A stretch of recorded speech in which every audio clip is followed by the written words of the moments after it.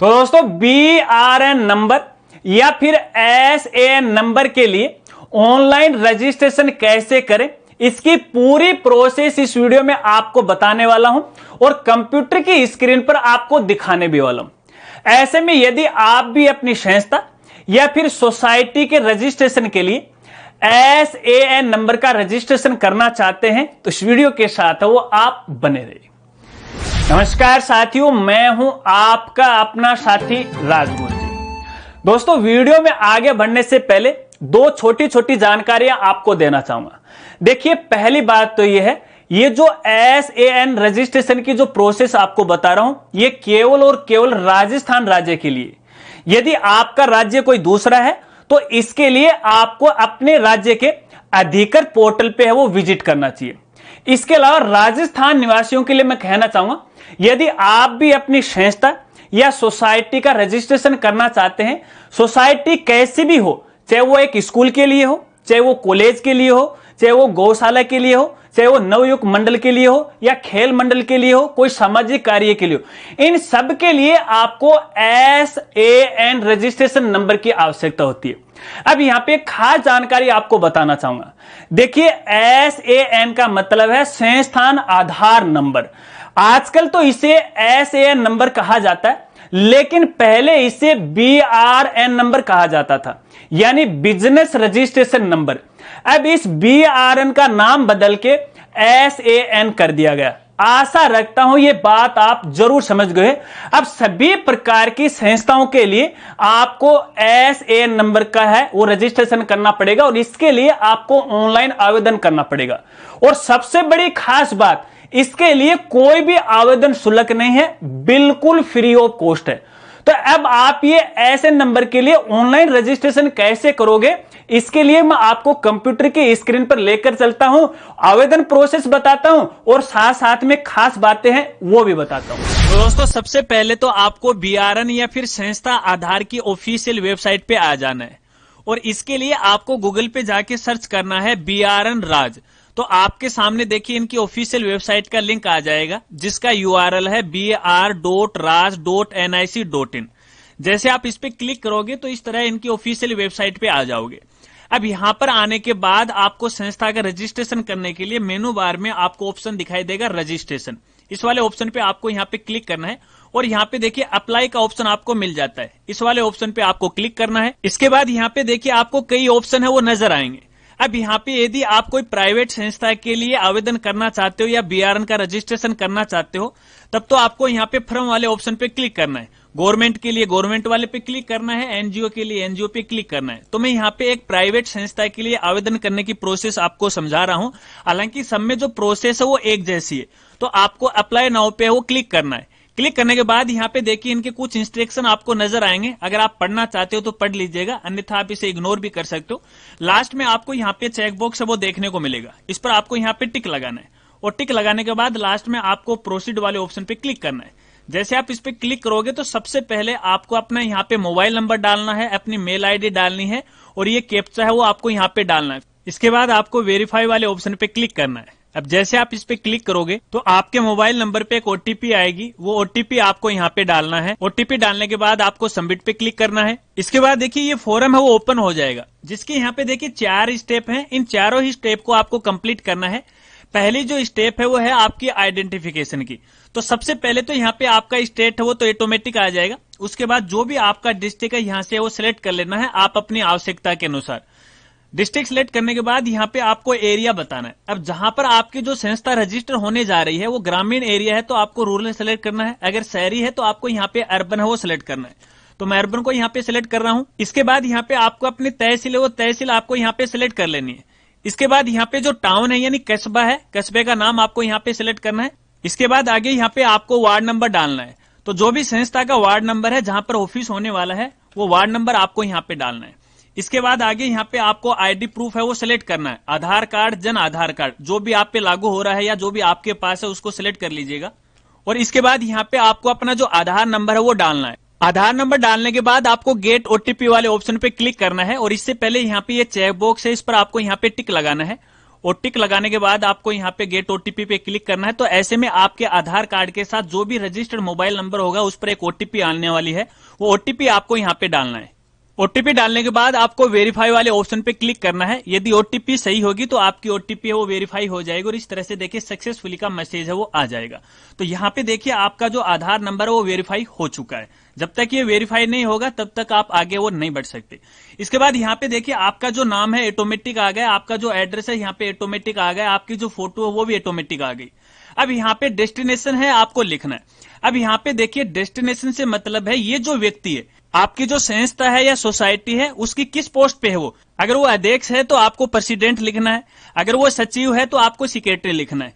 तो यहाँ पे देखिए आप अध्यक्ष के नाम से भी इसको रजिस्टर करवा सकते हैं और सचिव के नाम से भी वो रजिस्टर है वो करवा सकते हैं। इसके बाद यहाँ पे इस व्यक्ति का जो सिग्नेचर है आपको यहाँ पे अपलोड करना पड़ेगा। तो अपलोड करने के लिए आपको चॉइस फाइल पे क्लिक करना है और जहां पर आपका सिग्नेचर है उस सिग्नेचर को यहाँ से सिलेक्ट है वो कर लीजिएगा। उसके बाद आपको यहाँ पे अपलोड वाले ऑप्शन पे क्लिक करना है। यदि इसकी साइज सही रहती है तो सिग्नेचर अपलोड हो जाएगा। तो आप यहाँ पे देखोगे हमारा जो सिग्नेचर है वो अपलोड हो चुका है। अगर ये गलत अपलोड हो गया है तो यहाँ से आप रिमूव हो वो भी कर सकते हैं। ये डिटेल डालने के बाद आपको कंटिन्यू वाले ऑप्शन पे क्लिक करना है। जैसे आप कंटिन्यू पे क्लिक करोगे तो आपकी ये स्टेप है वो कंप्लीट हो जाएगी, नेक्स्ट स्टेप है वो आ जाएगी। अब नेक्स्ट स्टेप के अंदर आपको यहाँ पे अपनी जो संस्था है उसका नाम और एड्रेस आपको लिखना है। तो सबसे पहले तो यहाँ पे देखिए आपकी जो संस्था उसका नाम लिखना है। अब ध्यान रखना है संस्था के नाम के साथ है आपका जो एरिया है, जैसे जो सिटी है या फिर जो गांव है उसका गांव भी आपको साथ में लिखना है। अन्यथा यहाँ पे जब भी आप सोसाइटी के लिए रजिस्ट्रेशन करोगे तो उस समय आपके सामने समस्या आएगी। तो ध्यान रखना जब भी आप बीआरएन का रजिस्ट्रेशन कर रहे हो तो संस्था के नाम पे है गांव या शहर का नाम जरूर लिखिएगा। इसके बाद आगे यहाँ पे संस्था का पूरा पता आपको लिखना है और आगे यहाँ पे आपको पैन नंबर लिखना है। और ये पैन नंबर है वो कंपलसरी नहीं है, आपको यहाँ पे बताना चाहूंगा। देखिए जिन कॉलम में यहाँ पे स्टार मार्क लगा हुआ है तो स्टार मार्क वाले कॉलम भरना आपके लिए कंपलसरी होगा, उसे आप खाली नहीं छोड़ सकते। और जहां पे स्टार मार्क नहीं लगा है उसे आप खाली भी छोड़ सकते हैं। तो एड्रेस पता है वो आराम से भरिएगा। उसके बाद यहाँ पे उसकी बैंक की डिटेल आपको भरना है। यदि संस्था का अभी बैंक अकाउंट खुला हुआ है तो भर दीजिएगा, अन्यथा आप इसे खाली भी वो छोड़ सकते हैं। इसके बाद आगे यहाँ पे पूछा गया है कि आपकी जो संस्था है उसका कोई हेड ऑफिस अवेलेबल है क्या। तो आप अपनी आवश्यकता के अनुसार यस नो में जवाब है वो दे दीजिएगा, इससे कोई फर्क नहीं पड़ने वाला है। इसके बाद यहाँ पे देखिए पत्राचार का पता आपसे यहाँ पे पूछा गया है। तो यहाँ पे देखिए बाय डिफॉल्ट तो जो एप्लीकेंट का एड्रेस है, यानी हमने पीछे जिस कैंडिडेट का आधार वेरीफाई किया है क्या वो सेम ही एड्रेस है क्या। अगर वो सेम है तो आप यहाँ पे सेम का सेम रहने दीजिएगा। अगर इसके अलावा अलग एड्रेस है तो आपको यहाँ पे एड्रेस है ये सिलेक्ट कर लेना है, या फिर हेड ऑफिस का एड्रेस आपको यहाँ पे सिलेक्ट कर लेना है। तो मैं यहाँ पे ये 2 नंबर वाला वो सिलेक्ट कर रहा हूँ और कंटिन्यू पे आपको क्लिक करना है। अब जैसे आप कंटिन्यू पे क्लिक करोगे तो आपकी ये स्टेप है वो कंप्लीट हो जाएगी, नेक्स्ट स्टेप आ जाएगी। और नेक्स्ट स्टेप है आपके इंस्टीट्यूशनल डिटेल। तो यहाँ पे सबसे पहले आपका जो इंस्टीट्यूट है यानी आपकी जो संस्था है उसका नेचर के बारे में आपसे पूछा गया है। तो उसका प्रकार कैसा है, स्थापना का प्रकार कैसा है, वो फिक्स स्ट्रक्चर है, आउटसाइड हाउस होल्ड है, जो भी आप पे यहाँ पे लागू हो रहा है। तो यहाँ पे आपको अगर आप एक प्राइवेट संस्था के लिए कर रहे हैं तो आपको ये ऊपर वाला सिलेक्ट करना है। उसके बाद यहाँ पे देखिए नेचर ऑफ ऑपरेशन आपको बताना है, किस प्रकार की आपके संस्था है, वो परमानेंटली है या सेशनल चलती है, किस तरह से। तो नॉर्मली जो संस्थाएं होती हैं वो परमानेंटली होती हैं, ठीक है, इसको आपको यहाँ पे सिलेक्ट करना है। चलिए इसके बाद यहाँ पे मेजर एक्टिविटी आपको यहाँ पे सिलेक्ट करना है। तो यहाँ पे देखिए आपको कई तरह के ऑप्शन देखने को मिलेंगे। अब आपकी जो संस्था का रजिस्ट्रेशन किया जा रहा है वो किस उद्देश्य से किया जा रहा है, तो काफी सारे उद्देश्य आपको यहाँ पे नजर आ रखे हैं। तो हम एक एजुकेशन सोसाइटी के लिए रजिस्ट्रेशन करने जा रहे हैं, तो आपको यहाँ पे एजुकेशन वो सिलेक्ट करना है। जैसे आप एजुकेशन को सिलेक्ट करोगे तो फिर इसकी यहाँ पे देखिए सब कैटेगरी वो आ जाएंगे, ठीक है। तो एजुकेशन आपको यहाँ पे सिलेक्ट करना है और उसके बाद फिर से इनकी सब कैटेगरी आ जाएंगे, किस तरह की कैटेगरी के लिए आप यहाँ पे ये संस्था का रजिस्ट्रेशन है वो करने जा रहे हैं। तो हायर जो एजुकेशन है उसको आप सिलेक्ट है वो कर लीजिएगा, ठीक है। इसके बाद यहाँ पर और इसकी कैटेगरी आएगी, तो हायर एजुकेशन को आप सिलेक्ट है वो कर लीजिएगा।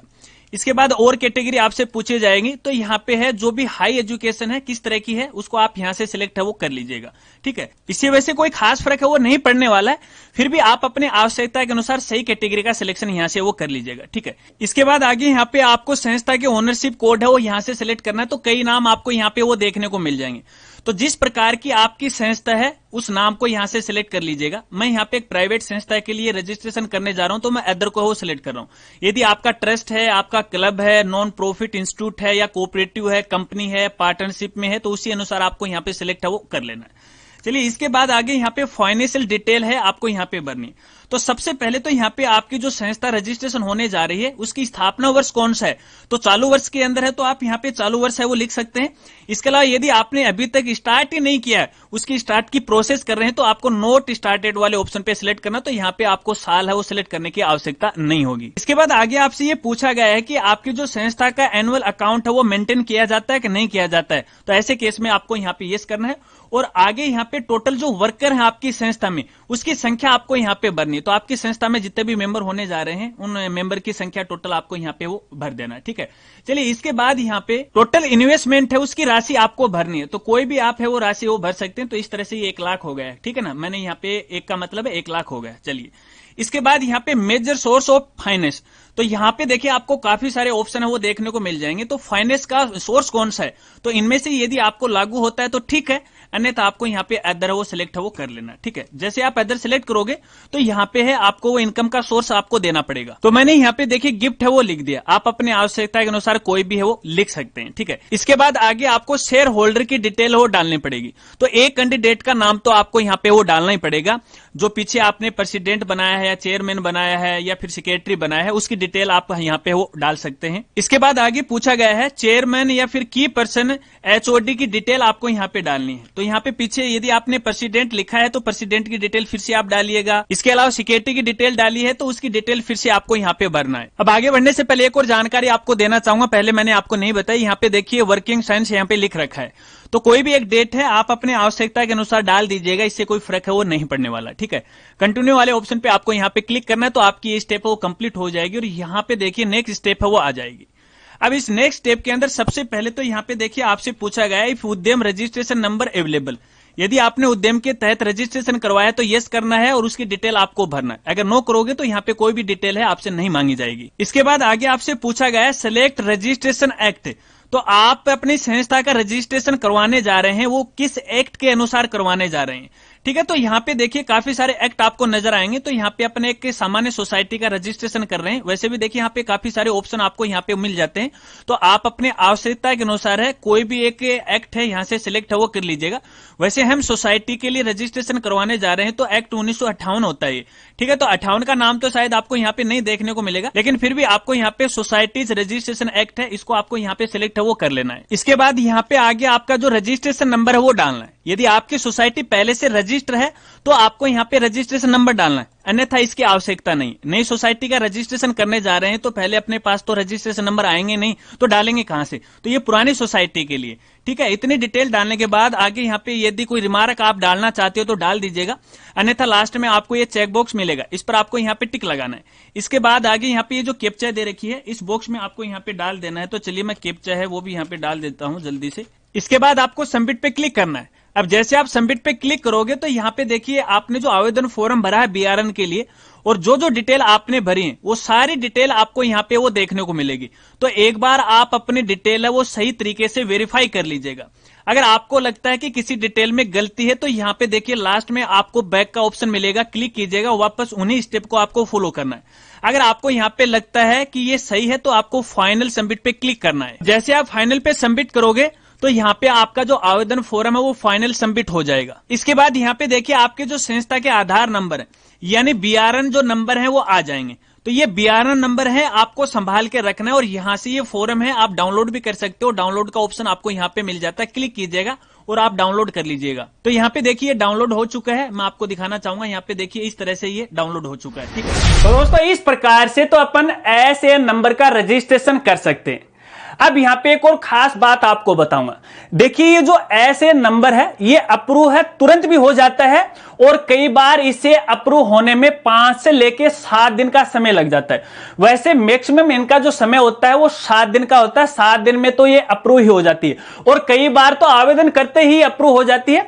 इसके लिए आपको लगातार अपना जो स्टेटस है वो चेक करता रहना चाहिए और जैसे ही वो अप्रूव हो जाती है तो अपना एसएन का जो रजिस्ट्रेशन प्रमाण पत्र है उसको आपको डाउनलोड है वो कर लेना है। आशा रखता हूं ये बात भी आप जरूर समझ गए होंगे। अगर वीडियो जानकारी आपको अच्छी लगी हो तो वीडियो को लाइक कीजिएगा और अपने दोस्तों के साथ हो सके तो जरूर शेयर कीजिएगा। मिलते हैं फ्रेंड्स अगली एक नई वीडियो के साथ, तब तक के लिए जय हिंद जय भारत।